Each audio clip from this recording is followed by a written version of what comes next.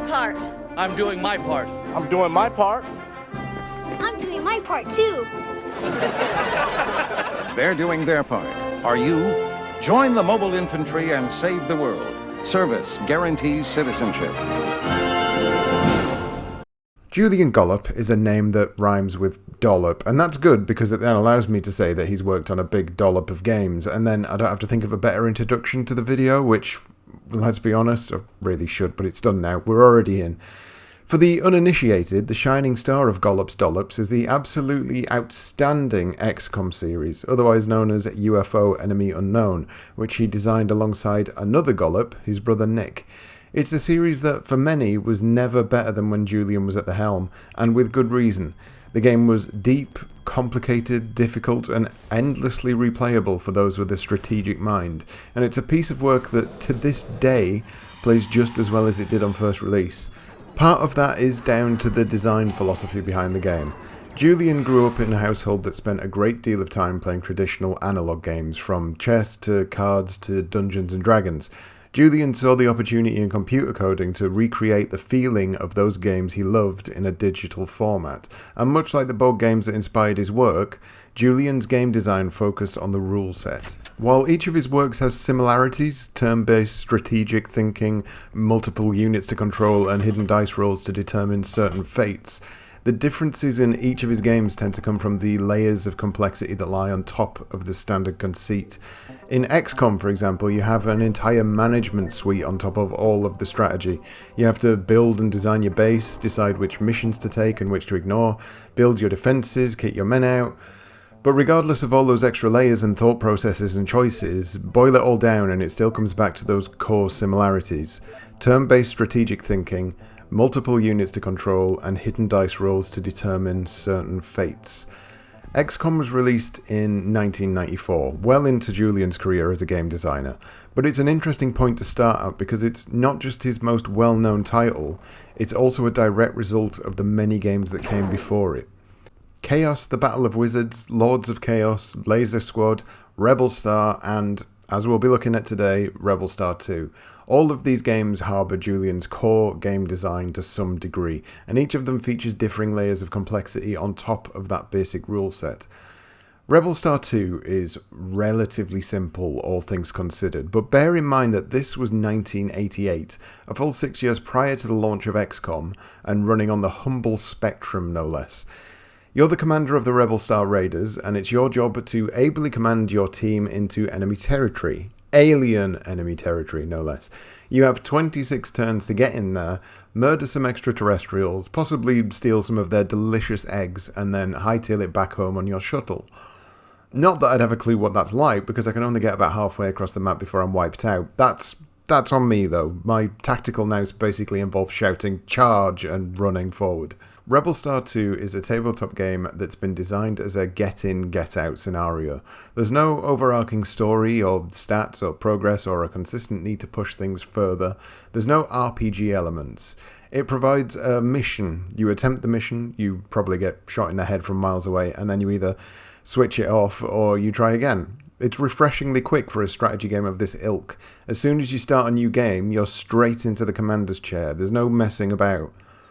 Controls for the game are often laid out on screen, and moving your cursor is wonderfully intuitive. Rebelstar uses the keyboard for 8-way directional movement, starting with up on W and moving clockwise through E, D, C, X, Z, A, and Q. In the middle of those, the S button, that's what you'll be using for selecting.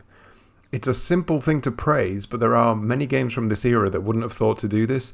It gives the game a close approximation of a mouse. There are also hotkeys too. Pressing N, for instance, switches to the next unit so you don't have to hunt all over the map to try and find the buggers. Hotkeys are typically displayed on screen at any given time. When firing a weapon, for instance, you're shown the options you have available to you, from aiming to hip firing to setting up an Overwatch-style ability in which you react to alien movement. It's a well-designed UI with clear but simple iconography filling out the main display. Speaking of hotkeys, O, for instance, is used to change the object a unit is currently using, and, well, I'll warn you now, you definitely need to use this button. I spent an entire game getting gnawed to death by giant space rats because I didn't realise that none of my men came equipped with weapons. My guys were just awkwardly trying to punch the things to death before they were inevitably put to sleep. And it was only through a bit of experimentation that I realised, oh, okay, nobody's got a gun. I guess that makes sense. Teething problems with the rule set are something you'll get used to with experimentation, and that's the joy at play here in Rebelstar 2. The rules are largely handled in such a manner whereby you'll start to think along the lines of what does and doesn't make sense. It's difficult, for instance, to understand how you're supposed to keep your band of merry idiots alive when they're constantly getting shot at, until you realise that physical objects can act as cover, so long as you know where the enemy actually is and you can block the line of sight. Each of your men gets a set amount of action points each turn. These are used for moving, attacking, reloading your weapon, literally everything they try to do. It's not immediately obvious how many action points certain options will rob you of. Certain actions like shooting will list the action points next to them, but movement is something that you've just got to get used to. It's not as readable as a lot of the other rules in Rebelstar 2, but it's not a deal breaker. There are a few other minor gripes. Walking into an obstacle by accident because you either didn't see it or you weren't sure what it was will cost you action points. The UI for aiming and shooting, while nice and clean to look at, can sometimes, again, not host that readability that other areas of the game have. A lot of these things, however, are complaints that at the time it would have been hard to levy. These are all things that we've come to expect from a more modern version of a game like this, and the same criticisms can't really be applied to Rebelstar 2 in the same way. This game was one of the forefathers, and as such it gains a pass on missing certain quality of life improvements. That all being said, the aspect of Rebelstar 2 that really shines, even now, is its ability to project emergent storytelling to the forefront of your mind while you're playing. Much like modern games of this ilk, each soldier has a name, they have stats, they have a character that you write for them yourself while you play. Have you got one guy who just can't seem to hit a barn door with his laser rifle? You'll know him. You'll come to loathe him. You'll remember that name and you'll command him to go running headfirst into the alien nest because he's absolutely useless. Have you got a starman, someone who just seems to roll that hidden dice without fault? When he dies, you'll feel it. You'll curse the alien bastard that did it, and you'll spend the rest of that game painting a target and that vicious little icon that took your superstar away from you. This is where a lot of the joy in these mini-campaigns comes from. Each game is a storied sandbox, a war film that's ready to be written. A Starship Troopers sequel isn't shit. It turns you into an accidental role player, because this simple game of digital icons rolling hidden dice just doesn't often feel like digital icons rolling hidden dice. Every missed shot, every dead soldier, every wrong move is brought to life so subtly by the rigidity of Gollop's rule set and the fragility of your useless band of half-wits. Let me tell you a story.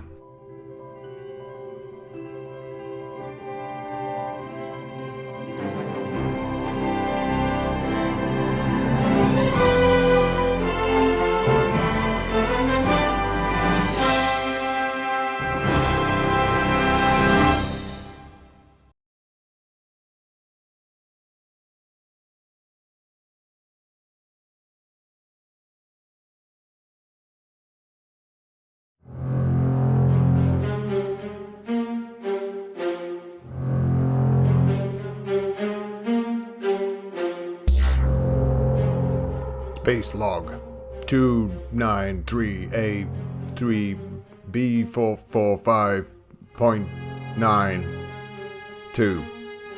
The year is 3042 and we're a big squad of men out to kill aliens.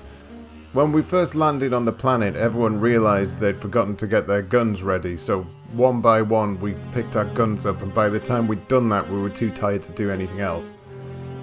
As we rested, the aliens made their advance. Some of them had what appeared to be bows and arrows, others were just big space vermin. It was Leon Trotsky that took the first shot. He missed, but then he took another shot and the space rat turned belly up. All the lads cheered. Morale was high. That was our first mistake. One by one, the aliens continued to advance, but we were too focused on killing space rats to pay too much attention to the biggest threats. Some of the lads were just shooting their way through the jungle, and the rest were advancing toward a nearby river. That's when things started to go south. Topper Henley was having trouble killing off the last rat. It seemed no matter how much he stuck his tongue out and closed one of his eyes, he just couldn't hit the damn thing. Leon was watching it happen and he just couldn't contain himself anymore. He'd already killed one space rat and his balls were too big for his Y-fronts. "Step aside, dickhead," he said to Topper. "Let me show you how a real man does things."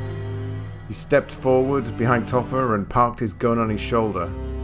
He aimed for the rat, which couldn't have been more than 3 feet away, and as he fired, some of the lads could have sworn he shouted, "This is for Grandma!" When the smoke cleared and he realized what had happened, Leon went silent. Topper lay motionless on the floor. His head was completely missing. Leon had well and truly fucked it.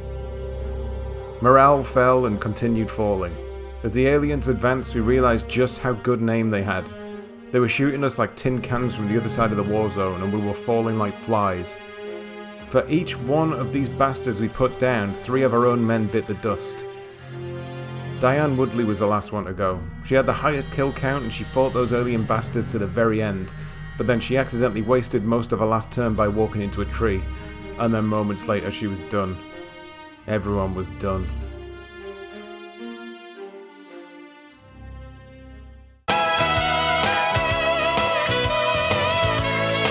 Rebelstar 2 is impressive. It's impressive in how it stood the test of time, it's impressive in its scope while also being so compact, it's impressive in its heritage.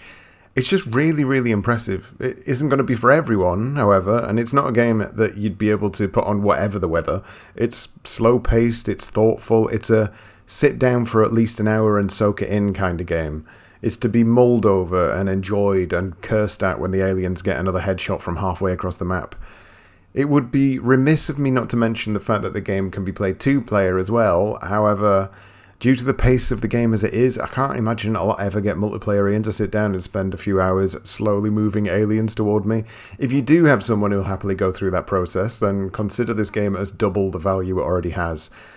If you've not played it, and you're a fan of board gaming, tabletop gaming, or even Golub's other work, then Rebelstar 2 is a fascinating look at XCOM's legacy, and what an adaptation of board gaming ideas can achieve in a digital format. But more than any of that, it's a brilliant game in its own right, and it deserves to be held up in the same regard as its progeny. This is the return.